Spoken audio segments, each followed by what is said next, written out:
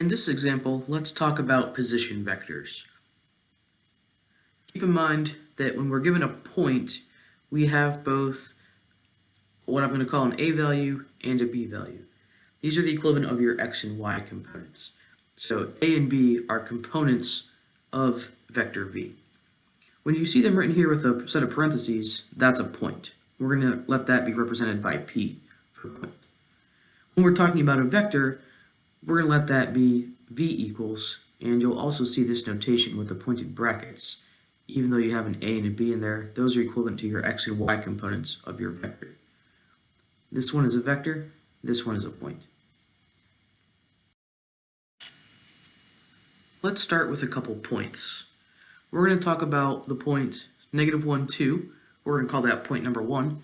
And we're going to talk about the point 4, 6. We'll refer to that as point number 2.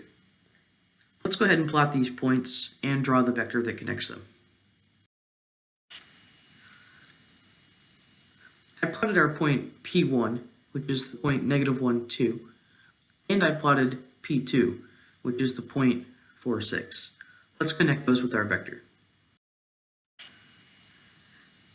When we're talking about position vectors, we want our vector to be placed at the origin.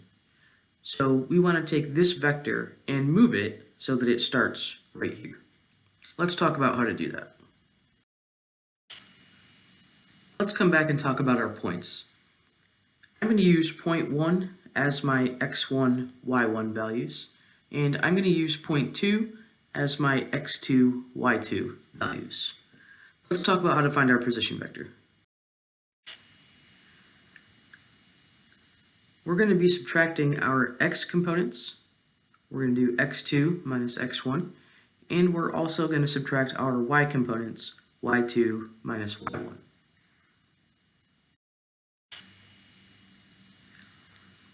When we subtract the x components, we're going to get 4 minus -1, or in this case, a positive 5. And for the y components, we have 6 minus 2, or positive 4. So our position vector is the vector 5, 4. Let's go ahead and graph that on the same grid. I drew our position vector in red. So here's vector v. Notice we would have taken this vector and moved it down so it was at the origin. And notice that the end of that vector is at the point 5, 4.